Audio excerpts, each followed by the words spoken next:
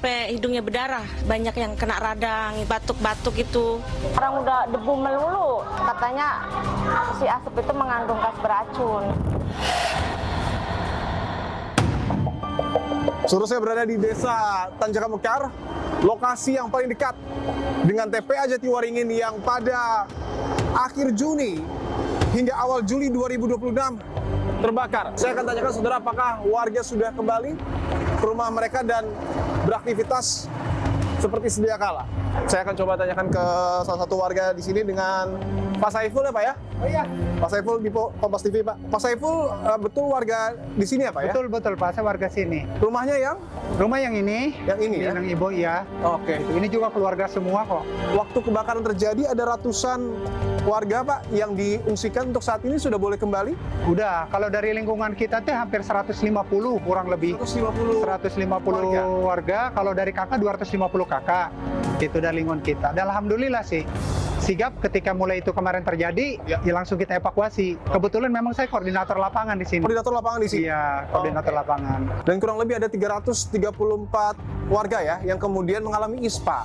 Iya. Semuanya sudah sembuh atau seperti apa? Sudah sembuh Pak, sudah langsung ditangani sigap gitu. Oke. Boleh kita lihat lebih dekat ya? Boleh, Pak yuk Saiful? kita ke sana. Saya dan Pak Saiful akan menuju titik terdekat ya berarti ya? Titik terdekat, yang paling dekat di sini. Ini juga perumahan warga? Iya, di sini lingkungan warga semua. Di sini udah mulai aman lah. Sudah aman semua Bu ya? Aman. Aman ya Pak ya? Oke. Ini kan jaraknya dekat sekali Pak Saiful. Saat kejadian 30 Juni 2026 kondisinya seperti apa? Kondisi awal kita merasa ngeliat tadinya ada percikan api kecil gitu ya. Itu di situ kita Pak langsung Saiful melihat itu? melihat kita, karena memang kan mantau gitu kan. Dari pemadam berhenti di sana, langsung gitu. Oh, dan ini langsung tembus ya? Ya, langsung tembus. Titik api yang Pak Saiful lihat saat itu di mana? Pertama di sini Pak. Di mana? Di sini. Oh, di sini? Ngeliat asap gitu di sini tuh pertama. Kecil. kecil.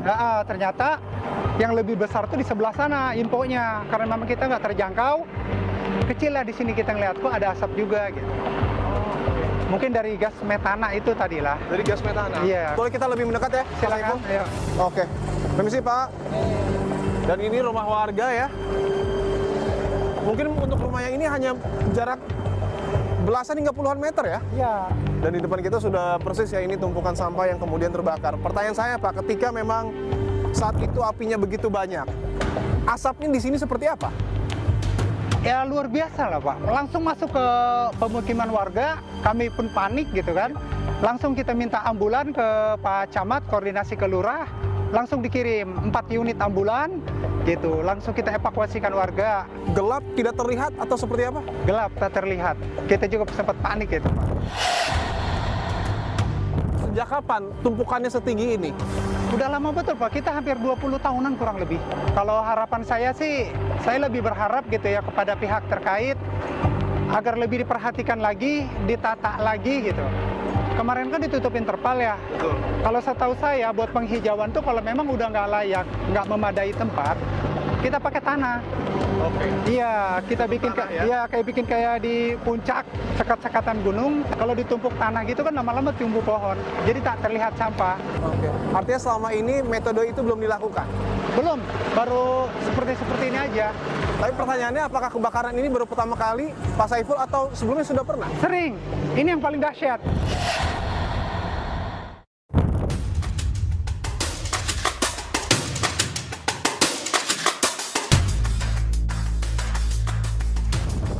Pak, izin Pak, Dipo dari Kompas TV. Bapak yang punya rumah ini Pak? Iya. Dengan Bapak siapa? Emang Pak Timan sudah tinggal di sini dari kapan Pak? lama sebelumnya ini belum ada. Sebelum ada TPA Jatiwaringin. Iya. Artinya sudah puluhan tahun ya Pak? Iya belum tahu. Dan ini kan rumah Bapak yang paling dekat Pak. Yang paling dekat dengan TPA Jatiwaringin pada saat kebakaran. Asapnya Pak, asapnya datang ke rumah Bapak. Itu ke dalam rumah. Ukuran jam 7. Kita juga ke rumah lurah larinya. Oh, oke. Sepi di sini nggak ada orang. Kondisinya gimana itu Pak? Kondisinya cepat perih ke mata. Perih ke mata. Iya perih ke mata terus batuk-batuk. Sesak ya Pak ya? Oke. Gelap Pak mungkin kondisinya Pak, karena asapnya Tebal ya Pak ya? Ini tebal nggak kelihatan, rumah juga nggak kelihatan, rumah juga. Rumah tidak kelihatan sama Nggak sekali. kelihatan, ini pepohonan yang daun-daunnya lebat-lebat nggak ada tuh. Tadinya melebat daun. Ini Pak? Iya, daun tadinya melebat ini. Oke. Saking panasnya mungkin Pak? Iyalah. Bahwa Bapak sudah tinggal lama di sini, bahkan sebelum ada TPA Jatiwaringin ini Pak. Ada harapan mungkin Pak ke depan Pak, seperti apa Pak? Karena Bapak hidup bersebelahan dengan sampah. Nggak tahu ya bagaimana harapannya. Ya mudah-mudahan ada harapan. Mudah-mudahan ada harapan. Bapak ingin dipindahkan di relokasi mungkin Pak? Ah, ya tuh nah, kalau ini mah tadi saya kalau ini mah kalau sesuai mah itu nggak apa-apa.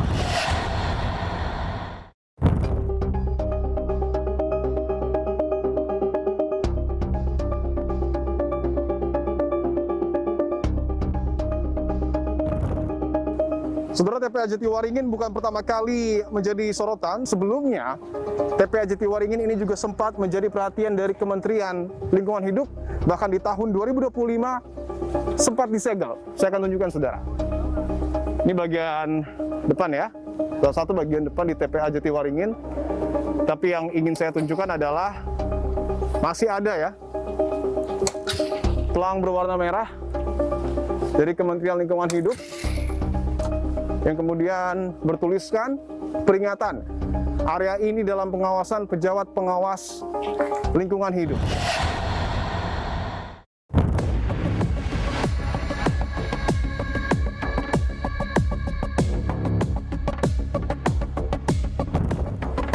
Saya akan tunjukkan saudara bahwa di ujung sana ya, bisa dilihat ada 2 truk sampah yang kemudian sedang menurunkan sampah ke salah satu bagian timbulan sampah yang memang betul sedang diatur ya posisinya dengan menggunakan alat-alat berat, tetapi artinya ketika proses pemadaman masih berlangsung, TPA Jatiwaringin ini memang masih beroperasi. Tapi apakah timbulan sampah itu juga akan dikelola dan tidak menggunakan metode open dumping karena masih terbuka ya? Saya akan tanyakan secara langsung saudara kepada Bupati dari Kabupaten Tangerang, Bapak Muhammad Maisal Rashid. Pak Bupati izin Pak, Dipo dari Kompas TV Pak. Boleh kita ngobrol bentar Pak? Tadi kami sudah melihat juga Pak ke atas secara langsung proses pemadaman. Apakah pemerintah Kabupaten Tangerang sudah mengetahui penyebab pasti dari kebakaran Pak? Saya perlu informasikan, perlu saya sampaikan juga bahwa awalnya itu hanya satu, itu tanggal 30 Juni 2026. Hanya satu Pak? Hanya satu. Pada saat itu memang muncul api dan asap itu dari pojok sebelah sana. Oke. Ya, pukul 7.30 pagi. 7.30 pagi? Ternyata pada pagi itu juga angin kencang. Oke. Angin bertiup kencang sehingga api yang ada di lokasi tersebut menjalar ke tempat-tempat lain, ke titik-titik lain. Oke. Karena pada terbang tuh. Ya. Ada kertas, ada kardus, Betul.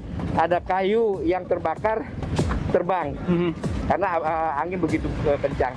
Ada dugaan Pak Bupati bahwa awal mula munculnya api ini bersumber dari area open dumping. Betul demikian Pak? Nah memang ini kan juga sudah kita perbaiki nih. Kan itu kan ada pakai geometran tuh. Oh, yang putih itu ya Pak ya? Ya, pakai geometran. Dan pada saat transisi peralihan musim dari musim hujan ke musim kemarau, Ya. Badan Penanggulangan Bencana Daerah dengan Dinas Lingkungan Hidup banjur dia pagi sore banjur yang bisa dijangkau oleh darat. Oke. Artinya oleh pemadam kebakaran. Tapi di sisi lain ada di puncak itu kan itu tidak bisa dijangkau oleh pemadam kebakaran dari darat. Oke. Nah itu yang nggak sempat kita banjur sehingga muncul dari situ.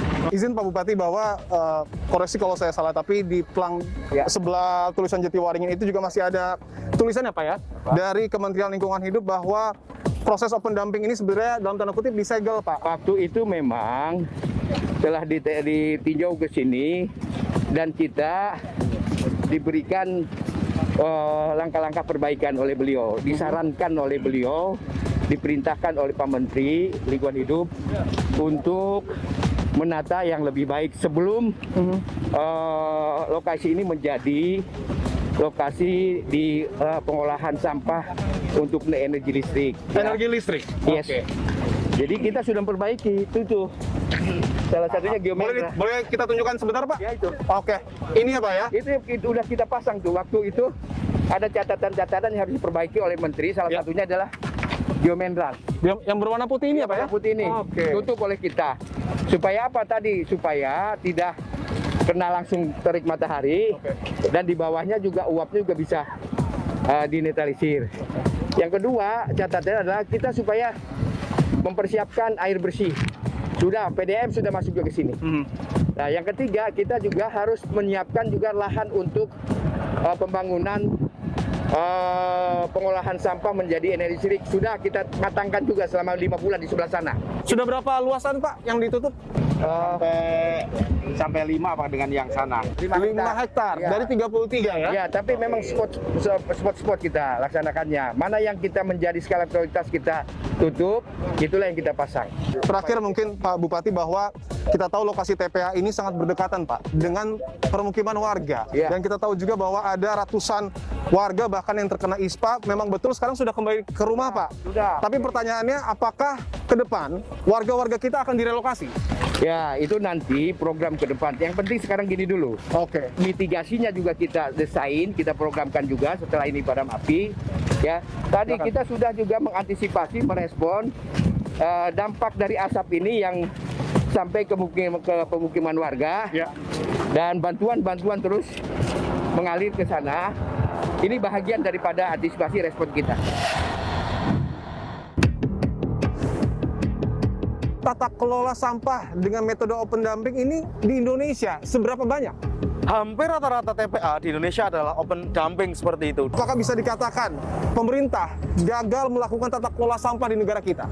Karena ada mandat undang-undang yang tidak dijalankan.